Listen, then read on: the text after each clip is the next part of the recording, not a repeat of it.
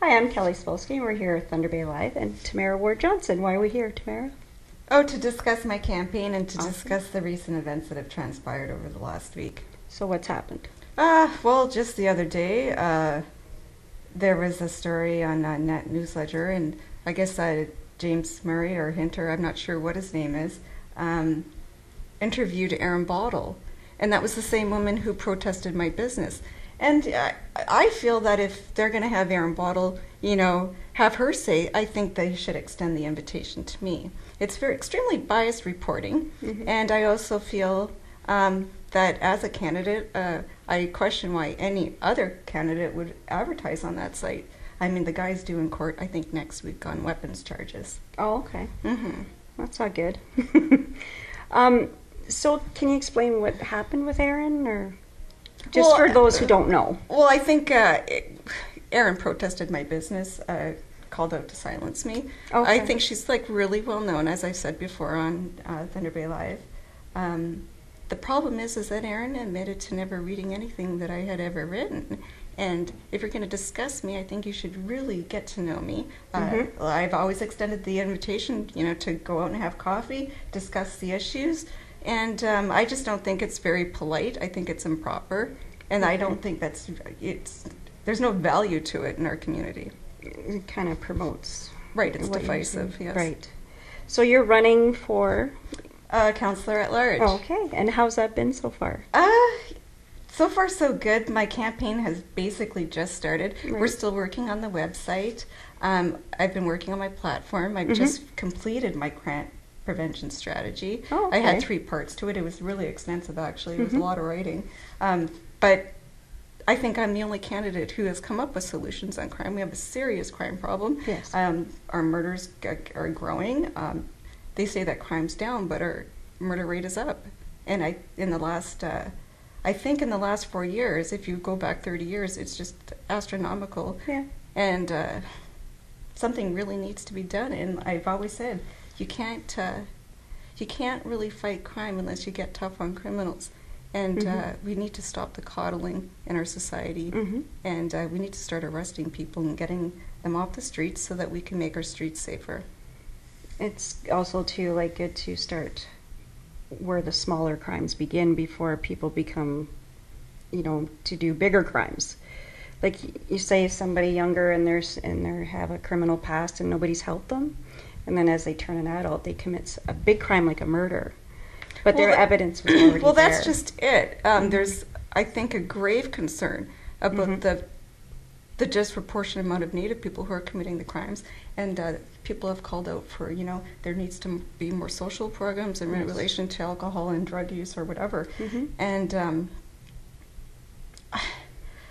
I really have a problem when our police chief begins to act like a sociologist and not like what he was appointed to do, is to arrest criminals. That's your job. You're a police officer. You're in charge of policing.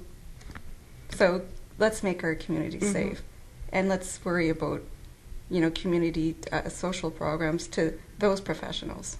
Are there any neighborhood watch programs in the city? Well, in my crime prevention strategy part 1, I actually discuss the police. I think they were trying to implement a program, and I think they call it Zone Watch. Yes, I have heard Yes. of that. Yes.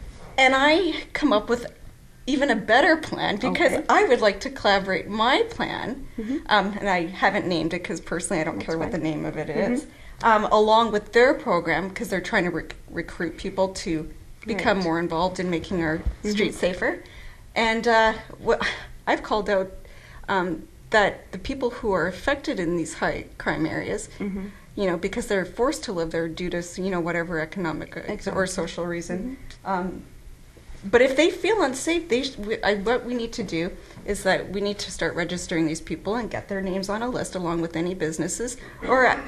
Someone had asked me, well, I live in a better neighborhood where crime's not an issue. Can I be a part of that? Because, my car's been breaking into a lot of times. I said, sure, why not? I really don't think that we should exclude anybody. But get them on a list so that there could be police present in patrols, so that there's officers. And I've been criticized for that. Why is but that? because people say, well, how are you going to pay for it, Tamara? And I don't care where the money comes from. We still pay for it when they go to jail, so let's get some other programs. Well, and there's lots of programs I too believe that could be cut in our community that would help pay for that. But I'll tell you this right now: what kind of community? There's no price on murder. No, and it's sad. And we need to start banding together and solving this, because I'm telling you right now, it can't continue. It has to stop, and it has to stop today. Crime prevention is a huge issue in this town. Like, everywhere you go, somebody's talking about it. Well, and this is another thing that really upset me that I discussed in Crime Prevention Part 1, is that people are, they just refuse to accept that there's anything wrong in our community. They turn a blind eye. They say, oh, well, they're only killing each other, or it's only people that they know. Well, I personally don't care. But then there's people who actually live maybe 3 or 4 doors down or whatever, and they may not really know them. But they're forced to deal with that type of BS, and they shouldn't have to. No. I mean, you don't want any vigilantism out there, but at least if people are doing the zone watches, I don't know how it works exactly, but it would be nice, at least somebody's doing something. You feel a little safer. Well, I'll just bring up the reward that I placed. Okay. I placed a reward, and I'll get to it later too. Okay. But part of that reward was it was a letter to the editor. Ian Robinson had expressed it. Okay. He was extremely upset what was happening, and there was 7 youths encircling his daughter's boyfriend and chanting "white boy" or something like that. And once the police had arrived, they all disbanded. That makes sense. Yeah, so let's get more police officers, and I think that should be the concern. Even more cameras out on the streets too. I don't know if I entirely agree with that. I think I don't know if that will actually work. And I believe that police presence was probably the best thing right now. Well, yeah, was it New York in the 90s had a real big problem with crime, and then they started putting more police on the streets walking and taking care of the smaller incidences, like I was saying? Giuliani, he really cleaned up that city. He did. And I like Rudy. It's too bad he didn't, he dropped out when he was, I think, running, but... he did a lot for New York. He made people in New York feel safe, even to this day. And you know what? I don't take pleasure in pointing out our crime problem either. I love this city just like anybody else. It really upsets me when people call it Murder Bay, or there was I never heard of that. There's a sign. They've scratched out Thunder Bay and they put just like Murder Bay. And That's horrible. I know. And the thing with this freaking sleeping giant. Oops, I shouldn't have said that. There's a dagger in the chest. Like, that's sad. Wow. Did you see that? No, I did not. Yeah. Wow. It wasn't, and there was like some sort of like, it's not a city, with a giant heart. It was like a city with a... Aww. I know. And I don't know why people would, be so mean about it. But then maybe that's just their reaction to a problem that just isn't going away. Because people are just not being properly arrested But there's a lot of positive going on here too. All the street fairs that are happening. What was happening out here on St. Paul today? I know, that's awesome. The ironwork thing or whatever. But anyway, like, it was just. And last so weekend positive. there was a street. It was the Fort William business. Yes. But there was a big stink about that because the location. They totally moved the area. They put it in the park instead of where the in front of businesses, and it was, I don't know. Okay. Yeah, I've heard criticism from people, the business owners. Not going to please everybody. I mean, it sounds like there was a positive turnout, and a lot of people had fun. But like I said, people don't like change, and sometimes just moving something. On their side, though, why are we celebrating a courthouse? That doesn't make sense. Oh, is it? Okay. It was in front of the courthouse. I mean, if that's what we have to celebrate in this community, I'm sorry. Why do people go to court? It's not a pleasant situation. I think if we should be celebrating the people who go to their jobs every day and try to give something back to the community. Not saying judges and lawyers don't, but the reason why they're there usually isn't a good one. Yeah, well, circumstances in life, eh? Like, was there a big turnout at the street fair? Like, how was it? I heard it was okay. I didn't stop in. I saw some pictures. Yeah, my girlfriend ended up going, and she ended up meeting somebody else, but Okay. I didn't stop in at all. I know with today's event on St. Paul Street, they had a flow of traffic all day. There was people from out of town here, just saw it because they were doing ironwork. Yeah, and then Ribfest was like, I think, a few weeks ago too. And that's great for this side of town, but then again, we got to start really restoring and getting the South Core built up too. We can't simply give up on that because, there's lots of crime in that area. Did they had the Westport Street Fair this year, didn't they? They did. They did, Yeah. yes. That was awesome. that was a few weeks ago too. Yes. What? That was during Morello Fair as well, wasn't it? Yeah, there There was a bunch of events that happened all at once. really, so. and I guess when you plan events too, it's kind of hard because there's always one and you can't go to the other one. Yeah. But then again, there's only so many days in summer too, so it's really hard. So we had the Westport Street Fair. Uh-huh. We had the Fort William. We had Ribfest. We Yep. have the bike thing, Bay Street Film Festival. Then they closed off the streets to let people mingle. There was a few other things that we did. Oh, weren't people criticizing that too because there was a detour? I think there was a big stink about that. I Yeah, don't know. because they were saying we need less bike lanes, we need this, but I think what was trying to happen there was to promote a little bit healthier lifestyle. Oh. I don't know. But anyway, so how's your campaign been so far? What's been the reaction to you actually saying you're going to run? Well, getting back to not discussing the interview on that newsletter. Mm-hmm. People protested at Intercity Mall. There was I have no clue why. A few native guys went into the mall and started protesting, waving flags, standing on the food court tables, telling people who were sitting there not to vote for me. I mean, I agree with freedom of speech, but then again, I think that maybe if you're going to go to a mall, maybe because I believe that mall's probably privately owned, you should get permission. Yeah, I don't know. I didn't hear about that. When did that happen? Just the other day. Oh, okay. Yeah. It was this week then. Yeah, at the end of the week. I don't know if it was Friday or Thursday, but it's just sad and whatever. I know that I can't please everybody. But the thing that I really didn't like is that when they were shouting in the mall, they were saying something about that I had a bounty on native youth. Okay. I've never said that ever.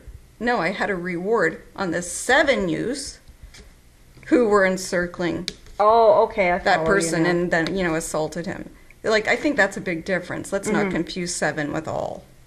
And if they're Yeah. native, I don't change the facts. I mean, It is what it is. Exactly. So, is that boy or person okay that got beat up? What's happened?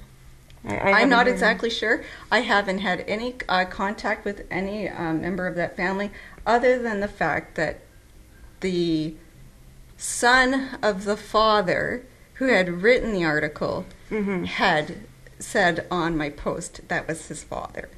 And they had liked the fact that I spoke up about it, and it was nice. So it wasn't a young man, it was actually somebody that was older that was beat up. I'm thinking people that are out not being older. What do you mean? The person that got beat up, how old were they? I did not, a youth. That's what he said. I follow yeah. you now. Okay, I thought you said something else, but anyway. So that person, I hope, is okay. Hope you're okay. So has anything come out of that reward, or besides the protest? Well, I told people to directly contact the police for any good information, idea. and that the police could disperse the reward. Right.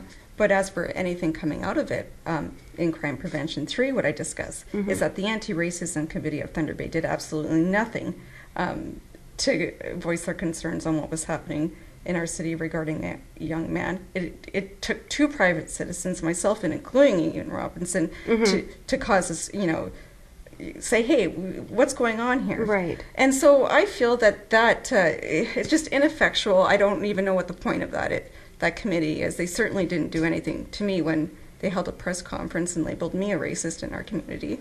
But I'm over that now. Whatever.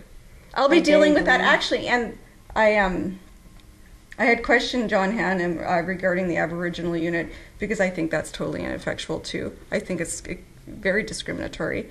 And can you explain what that is, in case people don't know? See, it's actually the thing that I'm confused about is that the paper reported as the Aboriginal Liaison Strategy Office. Okay. But then the letter that I received back is just Aboriginal unit, or they called it something else, but it doesn't really matter what it's called. Okay. The fact that, it's funded by taxpayers, and it certainly doesn't serve us all as a community. It only serves a certain group within our community. I think that's the problem. And I asked people, I said, can you name 3 things that unit has done for you?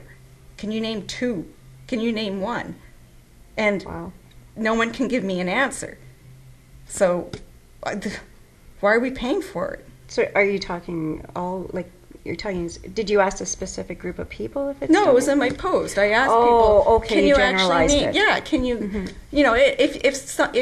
if it's doing something for you, please let me know. Okay, so you're asking an honest question. Right. Okay. And along with that, though, I really have a problem. And so, when it comes to taxes and saving money, because that's a huge issue. We have the highest, taxes within our province. Yes, we do. I'm sure every other candidate will sit on this couch and say that. Well, it's a big issue. There's lots of money that's just being completely wasted. And council really needs to really take a strong position and not allow it to continue anymore. There's things that are funded that I completely disagree with. Kelly, you may agree with this, but I certainly don't. I don't think that the city has any business in creating a system where people can go to the shelter house and drink booze.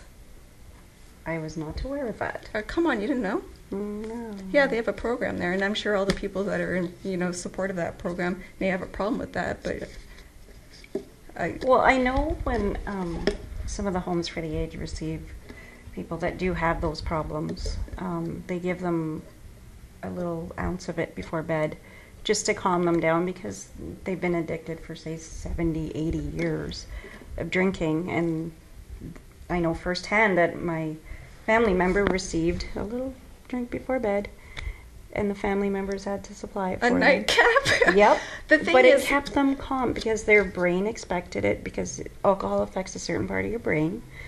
And it calmed the person down. It didn't make them loony. See, the problem I have is that if I serve liquor, I mean, you have to take course, like you have to be certified to serve liquor. And I'm not sure if the people at the shelter house, maybe they are. They've taken courses, but it's at a steady pace of when they're allowed these doses. Is it a program to bring them off the alcohol, or is it just somewhere? I honestly don't believe so. I think it's just a place where they can go to get their fix. And I think what they're trying to do is so they're not turning to something else. But at the same time, this is another thing that I really don't like is that I think it costs for each person $20,000 or $70,000 was put into that. I did hear about this now that you're mentioning the numbers. Yes. Yeah, and I just it's wrong. It doesn't benefit the entire community. I don't think or feel that makes our community safer. So they're saying we have a drug and alcohol problem, yet they're giving people alcohol? That's like some of the clinics. Well, we've become enablers. Yeah. Thunder Bay is now a city of enabling and I can see their point, though. Okay, you can get, instead of breaking into somewhere and taking money just so you can go buy a... Well, if they break into something, why don't we just arrest them then? Yeah. See, that's where I don't... How do I say this? I see their point. So do I. But that's a Band-Aid. Exactly. Let's. And I think that's where Mhm. JP, the police chief, Okay. got into maybe he said some things that maybe he should have maybe worded, is when he spoke out about, that our community had, extreme social issues when it comes to drugs and alcohol. Mhm. That these issues need to be looked into and these people cared for. Mhm. But if they're breaking the law, arrest them. It's so simple. And maybe it will cost the taxpayers, some money to have those people put away. Mhm. But I feel that everybody in this community would rather have those people off the streets, in jail, locked up, so that they don't commit a murder or they don't kill, each other or whatever. And implement those social programs to them when they're there in a controlled environment. Do you know what I mean? Like, instead of say here and go out, and then you're in society and whatever, like, and then now that you're arrested, okay, we're going to help you. So when you go back out, you're not going to be committing the same crime. Mm-hmm. And there's really no shortage of funding to that shelter house. I mean, I think a few months ago I heard of this wonderful donation of someone who passed away who worked at Masala, and he gave the shelter house how many? I think it was like I can't remember. Yeah, it's been a while, but for beds nice. or whatever. Yes. Yes, and I think most people do donate. I don't think that the community should be forced to do anything, because I don't believe in that type of system anyways. But there's good people out there. And I think if we just, deal with the problems, people will then, We should hear from the people on the front lines, from Shelter House even. They're the ones in the trenches taking care of these people, and they know the social issues and what's going on in there. But then they'll argue that they need, more funding, and they'll argue that, they would like to see more about the programs that I certainly don't agree with, because I feel that's a complete waste of taxpayer money. I feel that most of the donations could be made through private enterprise and, per individual. Yeah, that would help. I mean, there's so many changes. It seems like the whole system needs, from stem to stern, help. Everything needs help, and it's time. I think our community is wanting change, big time. Yeah, and we're certainly not going to change our community by opening up that event center, and that's a huge issue. And I don't know if I should have mentioned it, but a lot of I really do. haven't discussed it in my platform because I haven't got to that yet. But everybody knows that I'm not for it. I think Phase 4 is like at 120 million and counting. Our city's like 200 million in debt. Wow. And I just don't get that. I'm sorry. When you don't have money for something, you don't buy it. And here's another thing. They're wanting provincial and federal funding for the event center. I'm not even sure if they'll even get that, but look at all the money that they've wasted so far to have all these consultants. And there's a huge issue, even with the gardens. I don't even know the operating costs of the gardens, but I could just imagine. And then what's going to happen to all the, are they going to stay open? Are we going to close them down? What's it going to cost to close these places? What's going to happen to the auditorium? There's just so many more issues. And then people were really upset about the whole parking thing because of the location. And I speak out on behalf of anyone who's handicapped, because my aunt died of MS and was in a wheelchair. It's just a really crappy thing to do to people. And, not everybody... and then people say, that you could be dropped off at the door, there'll be a few spots or whatever. I think people who are in a wheelchair or have some sort of handicap, they want to live independently just like anybody else. Absolutely. And I just don't think it's right. I don't know how I feel about the event center. Like, I played hockey and I've done a lot of sports, and I just don't know how I feel about it. Like, there's good and bad. Well, it's really funny because I have a little brother. This kid skates every day. Wow. He lives and breathes hockey, and when he's not playing hockey, he's playing in a men's league. Or I know it's really hardcore. Wow. It's hardcore. And he says to me, "Soupy," because that's my family nickname. What's your deal with the event center? He thinks that I'm anti-sports or something, which okay. I'm not, because I Mm-hmm. played sports too. I was involved in ringette and figure skating and that kind of stuff.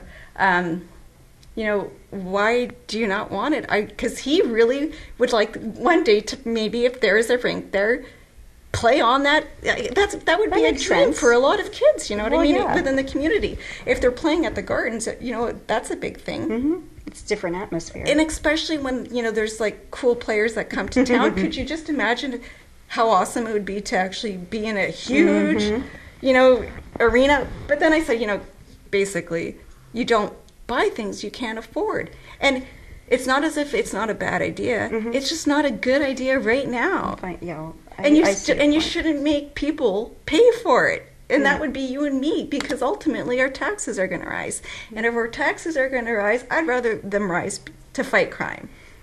Because what's going to happen? You build an event center and you're going to still have the same problems. But you're going to have a nice big building to look at. That's true. Never looked at it that way. Thank you. You're welcome. That's awesome. So just to wrap things up here, is there anything else you need to add today or anything? I think the Labor Council has sent me an email asking me to respond to it. They have a questionnaire out, and because they'll be putting on a few, I guess, like debates. Okay. I don't know if it's in October. I really have to look at it. Mm-hmm. I haven't yet responded to it yet. But it's regarding just union situations and the right to strike. And I just want to say I commend those guys at Unifor. They've had to deal with a lot of crap for 2 months. Yeah, it has been I actually would get texts from some of the guys on the picket line, and they were saying, "Oh my God, I'm freezing this morning." Yeah, it's been getting cold. Yeah, and then there was like a complete divide within big business compared to people that are working there. And I'm sorry, but you got to support the guys that are going to work. Well, they're the ones that are going to be spending money in our communities. Yeah, but then they were criticized because they were criticized that if they didn't speak out, they were fearing that the company would up and leave, or that they would then, all those jobs would go to, Mexico or whatever. Okay. So, but I think overall, it worked out for everybody. Yeah. There was an 85% vote in favor for it. So I'm just glad that those guys are back to work, because I'll tell you this right now, people were telling me that they were scared. People were leaving. Yes. Dominic said to Brett and I that a family a week was leaving because they just couldn't do it. I know. So I'm sure they're... I know. One of my buddies was even looking at a job out actually east. Wow. And not west, which is the normal way that people go. Yeah. I know. It was like on I guess maybe an offshore type of like mining. I'm not sure what it was exactly, but he was so completely relieved, and that I got that text immediately. Wow. Yeah. So when are they actually back? Are they back now? I think that they said there was a media release, and I think that they said it was going to take a couple weeks to get everybody back to work. Just to get in the routine again and figure out what's going on. Yeah, and I'm sure even the people, in the offices that work there, because, I think that there was no work for them. Didn't they have to leave at one point? I know there was people going to and fro, but I'm not sure exactly who it was. Yeah, so I think it's just a win-win situation for everybody. Absolutely. And those guys that, who spoke out to protect the workers, right. They really should be commended because they acted in the best interest of everybody. They stuck to what they believed in, and it was fantastic. Absolutely. Well, I'd like to thank you for being here again. This is our third visit. Which is I know. amazing. I'm like a permanent fixture on this coach. Yeah. Our coach is higher up now, so. Yeah. Thank you so much, and good luck on the campaign trail. Thank you. And I'll see you around, I guess. I hope so. Thank you, Tamara.